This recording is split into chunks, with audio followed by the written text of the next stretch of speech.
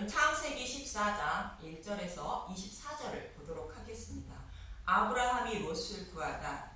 창세기 13장은 애굽에서 광야 훈련을 받고 돌아온 아브라함과 롯의 신앙에 대하여 말씀하고 있습니다.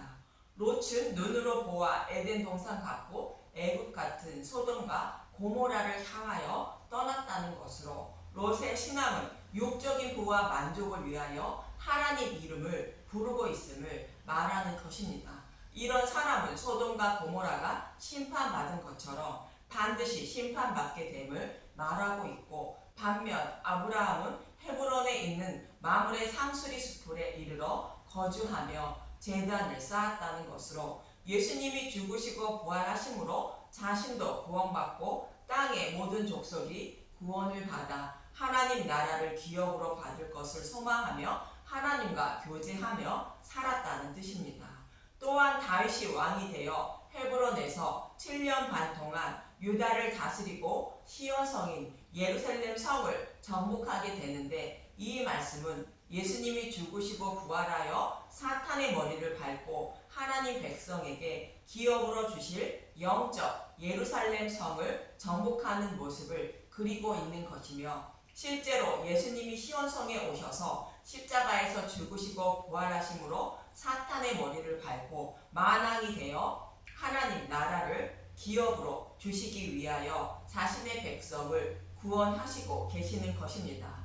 아브라함은 이 모습을 소망하며 헤브론에 거하는 것입니다. 이렇게 예수님이 죽으시고 부활하여 사탄의 머리를 밟고 만왕의 왕이 되시면 어떤 일을 하게 되는지 본문은 말씀하고 있는 것입니다.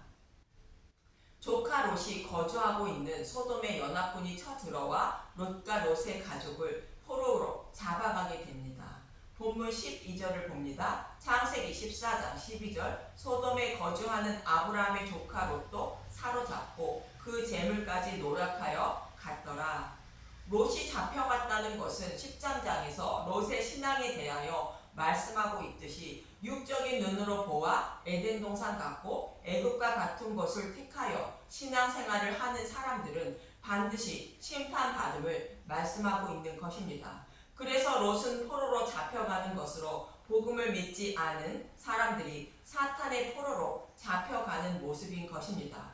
롯과 같은 신앙을 가지고 있는 사람들이 저와 여러분의 모습으로 복음을 알지 못해 다른 복음을 따라 예수님의 이름을 부르며 신앙생활을 하고 있는 자들을 말합니다. 그런 신앙을 가지고 있는 자들을 구원하시기 위하여 아브라함의 후손으로 예수님을 보내주셔서 복음을 밝히 드러내시고 구원해 주신다는 모형으로 아브라함이 롯을 구하는 모습을 통하여 말씀하고 있는 것입니다. 이 말씀의 모형으로 아브라함이 군사훈련도 받지 않은 318명의 적은 인연을 데리고 가서 롯과 롯의 가족을 구원해 오는 것입니다. 이어지는 13절에서 16절을 보면 창세기 14장 13절. 도망한 자가 와서 히브리 사람 아브라함에게 알리니 그때 아브라함이 아모리 족속 마므레의 상수리 숲을 근처에 거주하였더라. 마므레는 에스겔의 형제여 또 아넬의 형제라. 이들은 아브라함과 동맹한 사람들이더라. 히브리 사람이라는 것은 강을 건너온 사람이라는 뜻인데, 사탄의 노예에서 해방되어 하나님 백성이 된 사람을 말하는 것으로 복음을 알고 있는 자들을 말하며, 히브리 사람 아브라함과 동맹했다는 것은 복음 안에 들어온 사람들을 상징적으로 표현하고 있는 것입니다. 창세기 14장 14절. 아브라함이 그의 조카가 사로잡혔음을 듣고 집에서 길리고 훈련된 자 318명을 거느리고 단까지 쫓아가서 그와 그의 가신들이 나뉘어 밤에 그들을 쳐보시고 다메섹 왼편 호박까지 쫓아가 모든 빼앗겼던 재물과 자기의 조카 롯과 그의 재물과 또 부녀와 친척을 다 찾아왔더라.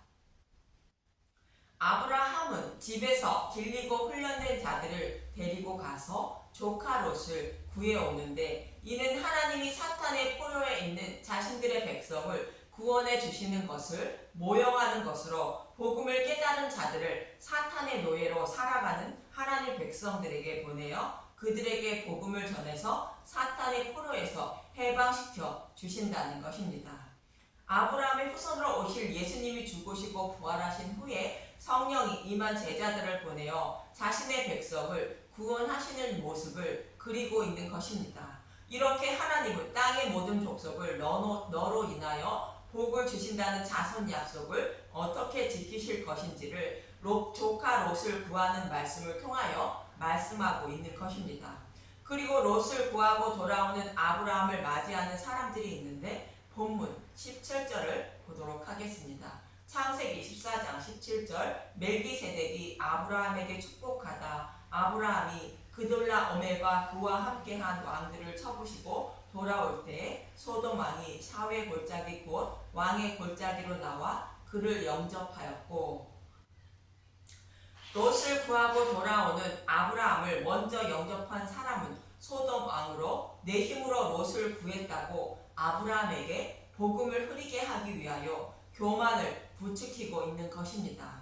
그리고 아브라함을 맞이한 사람이 또 있는데 본문 18절에서 20절을 보면 창세기 14장 18절 살레마 멜기세덱이 떡과 포도주를 가지고 나왔으니 그는 지극히 높으신 하나님의 제사장이었더라. 그가 아브라함에게 축복하여 이르되 천지의 주제이시오 지극히 높으신 하나님이여 아브라함의 복을 주옵소서. 너희 대적을 내 손에 붙이신 지극히 높으신 하나님을 찬송할지로다 하매 아브라함이 그 얻은 것에서 10분의 1을 멜기세덱에게 주었더라.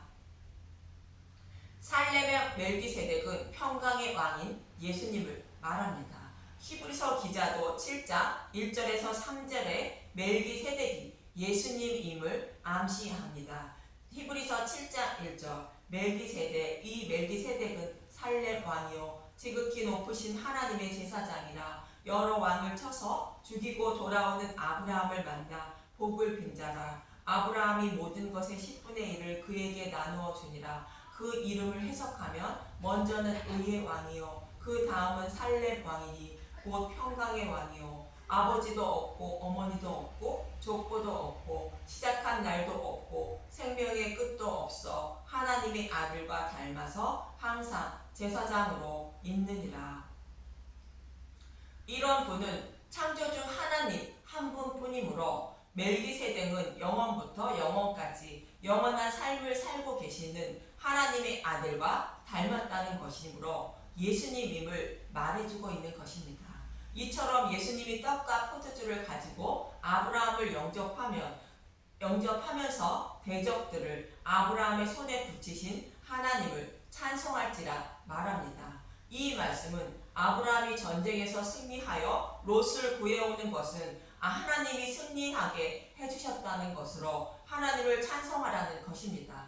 하나님이 승리케 해주신 것은 멜기세덱이 가지고 나온 떡과 포도주에서 찾을 수 있습니다. 본문에서 멜기세덱으로 등장하신 예수님은 마태복음 26장 26절에서 28절에 이렇게 말합니다. 마태복음 26장 26절 그들이 먹을 때에 예수께서 떡을 가지사 축복하시고 떼어 제자들에게 주시며 이르시되 받아서 먹으라 이것은 내 몸이니라 하시고 또 잔을 가지사 감사하기도 하시고 그들에게 주시며 이르시되 너희가 다 이것을 마시라 이것은 제 사함을 얻게 하려고 많은 사람을 위하여 흘리는 바 나의 피 곧 언약의 피니라. 떡을 예수님의 몸이라 말하는 것은 사탄의 노예로 있는 자들을 약속의 말씀대로 구원하시기 위하여 육신의 몸을 입고 오신 메시아라는 의미이며 포도주는 예수님이 약속의 말씀대로 사탄의 머리를 밟기 위하여 대속 제물로 죽으시는 대속의 잔을 말하는 것으로 마태복음은 나의 피 언약의 피라 말하고 있는 것입니다. 이렇게 예수님은 아브라함의 후손으로 오셔서 약속의 말씀대로 대속 제물로 죽으시고 부활하여 사탄의 머리를 밟고 자신의 백성을 구원하시는 것이 떡과 포도주의 의미이며 복음의 말씀인 것입니다. 이 떡과 포도주인 복음의 말씀을 전해 롯과 같이 다른 복음을 따라 하나님을 섬기고 있어 사탄의 포로에 있는 자들을 구원하실 것을 말씀하고 있는 것이며 이 말씀은 롯을 구하고 돌아오는 아브라함에게 설명해 주고 있는 것입니다. 또 예수님은 이 떡과 포도주를 마시지 않으면 우리 속에 생명이 없다고 요한복음 6장 53절은 말합니다. 요한복음 6장 53절 예수께서 이르시되 내가 진실로 진실로 너희에게 이르노니 인자의 살을 먹지 아니하고 인자의 피를 마시지 아니하면 너희 속에 생명이 없느니라. 인자의 살은 약속의 말씀대로 육신의 몸을 입고 오신 예수님의 몸을 말하는 것이며 인자의 피는 십자가에서 대속제물로 죽으시고 부활하시는 십자가 대속의 잔을 말하는 것이로 멜기세덱이 가지고 온 떡과 포도주와 같은 것입니다. 이 인자의 살과 피는 예수님이 대속제물로 죽으시고 부활하신 복음의 말씀을 말하는 것으로 복음의 말씀을 먹어야 믿음에 이르게 되고 생명을 얻게 된다는 뜻으로 인자의 살을 먹지 아니하고 인자의 피를 마시지 아니하면 너희 속에 생명이 없다고 말씀하시는 것입니다. 예수님은 하나님과 화목하지 않은 저와 여러분을 하나님과 화목하게 하시기 위하여 십자가에서 화목제물이 되어 죽으셨습니다. 이 화목제물의 고기를 먹어야 하나님과 화목하게 되어 구원을 받는다고 레위기 7장에서도 말하고 있는데 이 화목제물의 고기를 어떻게 먹어야 하는지 레위기 7장 15절에서 21절을 말합니다. 화목제물의 고기는 예수님의 살과 피인 떡과 포도주를 말합니다. 레위기 7장 15절 감사함으로 드리는 화목제물의 고기는 드리는 그날에 먹을 것이요 조금이라도 이튿날 아침까지 두지 말 것이니라. 화목제물의 고기는 화목제물로 죽으신 예수님의 살과 피인 떡과 포도주를 상징합니다. 감사함으로 드리는 것은 복음을 모르던 자가 복음의 소리를 듣고 감사한 마음을 드리는 제사로 그 즉시 제물의 고기인 떡과 포도주를 먹어야 한다는 것입니다. 예수님의 재림은 언제일지 아무도 모르고 또 자신이 언제 죽을지 아무도 모르기 때문에 복음을 받아들이는 것을 미루지 말라는 것입니다. 애굽에 있던 이스라엘 백성들이 유월절 양을 잡고 그 밤에 그 양의 고기를 불에 구워 먹고 출애굽한 것과 같은 의미인 것입니다. 레위기 7장 16절 그러나 그의 예물의 제물이 서원이나 자원한 것이면 그 제물을 드린 날에 먹을 것이요 그 남은 것은 이튿날에도 먹되 그 제물의 고기가 셋째 날까지 남았으며 불사를 지니. 감사함으로 드리는 자는 복음을 알지 못했던 자가 복음을 접하는 것을 말한다면 서원이나 자원으로 드리는 자는 복음의 말씀을 이미 듣고 메시아를 소망하며 살아가는 자를 말합니다. 이런 사람은 이튿날 먹어도 되는데 셋째 날까지 남았으면 불사르라는 것입니다. 셋째 날은 예수님이 죽으시고 부활하셔서 복음을 밝히 드러낸 복음 시대를 말하는 것으로 모형과 그림자는 불가한 것으로 그렇지 않고 또 소망하는 메시아가 오셨으니 오신 메시아를 믿어야 한다는 뜻이며 또 다른 메시아를 기다리지 말라는 것입니다. 그러나 유대인들은 아직도 메시아를 기다리고 있으니 셋째 날이 지났는데도 화목제물의 고기를 불사르지 않고 있는 것으로 죄를 짊어지게 되는 것입니다. 레위기 7장 18절 만일 그 화목제물의 고기를 셋째 날에 조금이라도 먹으면 그 제사는 기쁘게 받아들이지 않을 것이라 드린 자에게도 예물답게 되지 못하고 도리어 가증한 것이 될 것이며 그것을 먹는 자는 그 죄를 짊어지리라. 구약의 화목제물의 고기는 예수님의 살과 피를 상징하고 복음의 말씀을 모형하는 것으로 예수님이 죽으시고 부활하신 후에도 밝히 드러낸 복음을 먹지 않고 율법을 먹고 있으며 그는 복음을 알지 못하는 자로 제사함을 받지 못해 심판을 받는다는 것입니다. 레위기 7장 19절 그 고기가 부정한 물건에 접촉되었으면 먹지 말고 불사를 것이라. 그 고기는 깨끗한 자만 먹을 것이니. 그 고기가 부정한 물건에 접촉되었다는 것은 오염된 고기로 누룩이 섞인 다른 복음을 말하며 다른 복음을 절대 먹지 말라는 뜻입니다. 그런데 깨끗한 자만 먹는다는 것은 복음 전도자는 진리의 말씀과 다른 복음을 구별하여 전해야 하므로 먹어도 된다는 것이며, 복음을 깨달은 자는 다른 복음에 넘어가지 않으므로 먹어도 된다는 뜻입니다.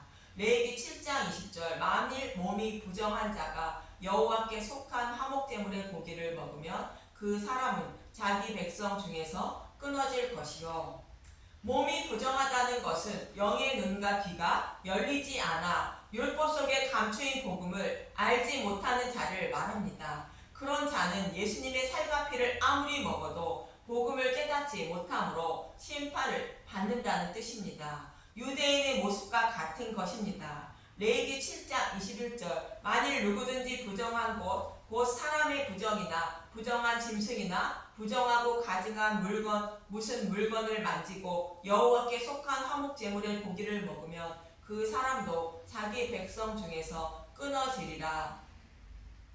부정한 자가 먹는다는 것은 하나님의 뜻과 다른 마음을 품고 성경의 말씀을 먹으면 깨닫지 못한다는 것으로 심판을 받게 된다는 것입니다. 이처럼 구약에서도 예수님의 살과 피를 상징하는 복음의 말씀만 먹어야 생명을 살릴 수 있다고 모형과 그림자로 말씀하고 있는 것입니다. 이처럼 롯을 구하고 돌아오는 아브라함을 멜기세덱이 떡과 포도주로 축복해 주었다는 것은 아브라함의 후손으로 오실 예수님이 아브라함이 롯을 구하는 것처럼 약속의 말씀대로 대속 제물로 죽으시고 부활하셔서 사탄의 포로에 있는 자신들에게 복음을 전해 구원해 주실 것임을 말씀해 주고 있는 것입니다.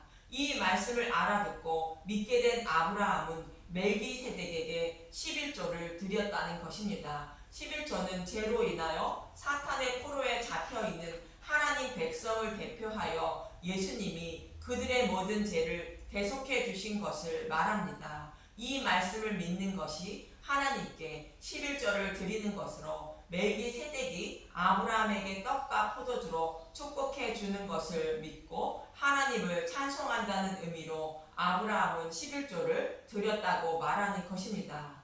나의 죄를 대속해 주시고 구원해 주실 예수님이 나의 11조가 되신다는 고백을 아브라함은 멜기세덱에 하고 있는 것입니다. 본문 21절을 보도록 하겠습니다. 창세기 14장 21절 소돔 왕이 아브라함에게 이르되 사람은 내게 보내고 물품은 내가 가지라.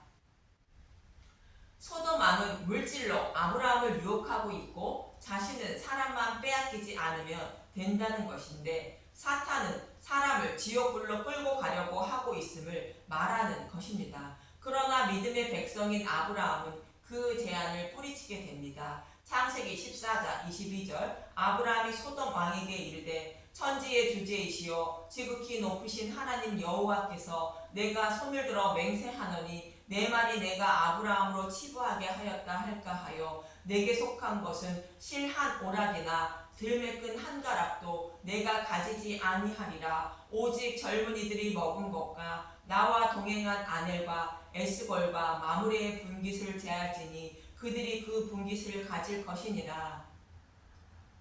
아브라함은 소돔 왕에게 속한 것은 아무것도 가지지 않고 다 돌려주되 사람의 생명은 절대로 돌려주지 않는다는 것입니다. 아브라함의 이 모습이 잃어버린 양 모두를 찾으시려는 하나님의 뜻을 말씀하고 있는 것입니다. 저와 여러분을 사랑하고 계시는 예수님의 마음을 말해주고 있는 것입니다. 그리고 싸움에 동행한 자들이 받을 분깃은 하나님 나라를 기업으로 받을 복을 상징하고 아브라함 자신은 이 땅의 것을 받지 않는다는 뜻입니다. 이처럼 아브라함이 포로에 잡혀간 롯을 구해오는 것은 아브라함의 후손으로 오실 예수님이 죽으시고 부활하여 사탄의 포로에 잡혀있는 자들에게 복음을 전해 구원해 주실 것을 가르쳐 주었다는 뜻으로 멜기세덱이 곧 예수님이 떡과 포도주로 아브라함을 축복하는 것이며 아브라함은